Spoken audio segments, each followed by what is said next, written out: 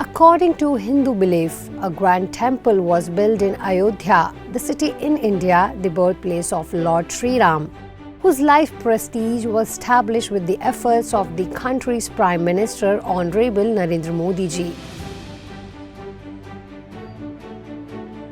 UP Chief Minister Yogi Adityanath, RSS Chief Mohan Bhagwat.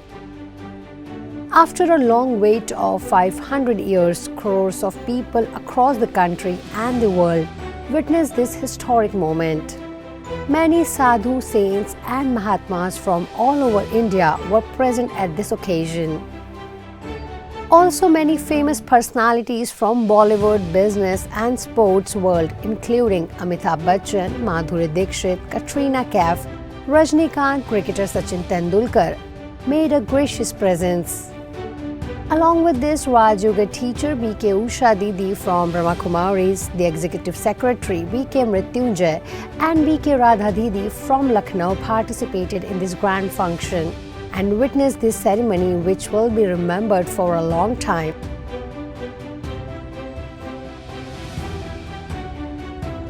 On this special occasion, all the guests were welcomed with flower showers by the helicopter.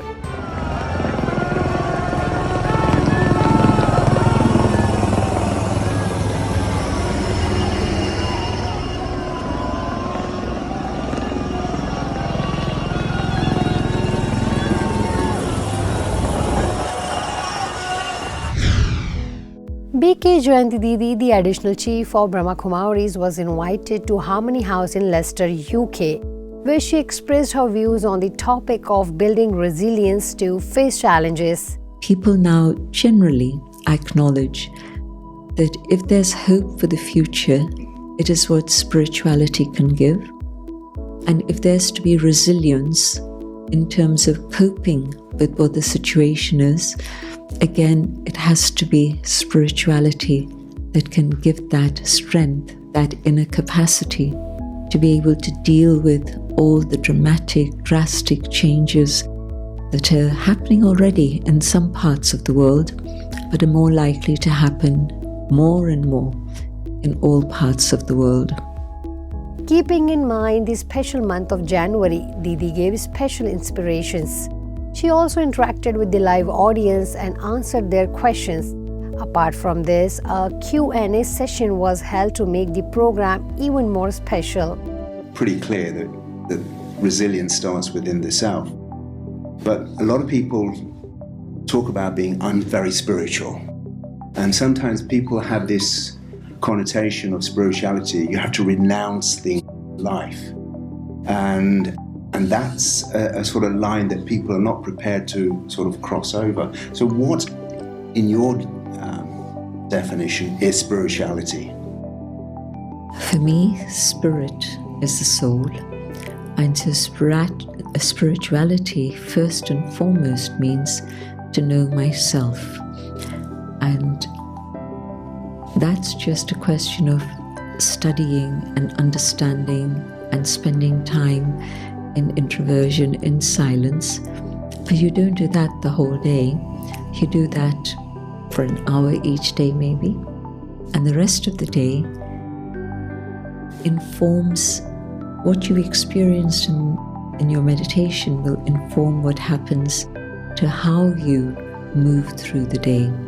So you're doing the same things, but yet you're doing them differently.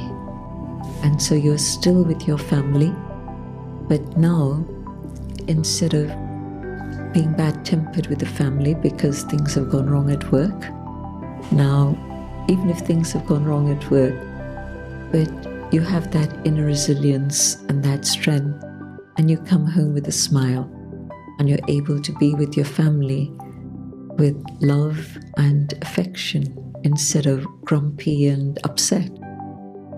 We've become very much dependent on external factors. I was just thinking, people who suffer from health issues, it's like they're constantly being prescribed this drug, that drug, and it's almost like, yes, they cure one thing and then something else happens. There's a lot of side effects.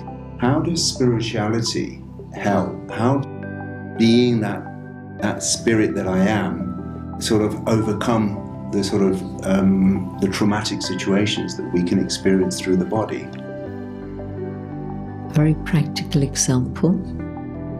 Once I become aware that I am that spiritual being,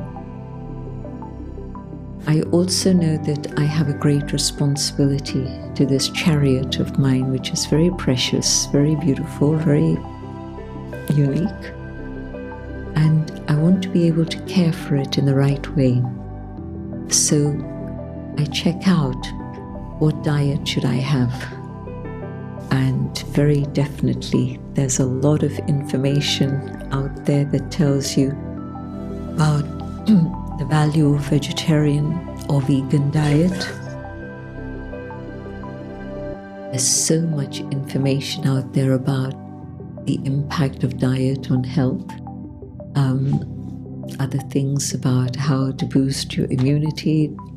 So many things that can give you an alternative perspective to just a prescription. And if I'm following the path of spirituality, I'm also aware that I have the possibility of making my own choices. And so let me look at what the options are. Let me look and see what sort of things are going on. And I'll make my own choices about that. And if yes, I need medical help, I won't ignore that. I'll take that medical assistance. But also, I'll evaluate how it's impacting me and whether I want to continue on one path or choose another path. And so your mind just opens up to a whole range of possibilities through spirituality. It's not a prescription that you do this or you do that. It's that you just begin to see your options more clearly. You know, when you're confused, you can't see where to go, what to do. Spirituality clears my mind, meditation clears my mind, so that I can see what are the pros and cons of different paths in front of me, and I make my choice. Everyone took complete benefit of this session, and at the end, through live commentary, everyone practiced Rajyoga and felt deep peace. Letting the body sit quietly, I reflect on the things I've been hearing about, and I go on an inner journey. I visualize a spark of light in the center of the forehead, just in front of my brain. And as I focus my thoughts here,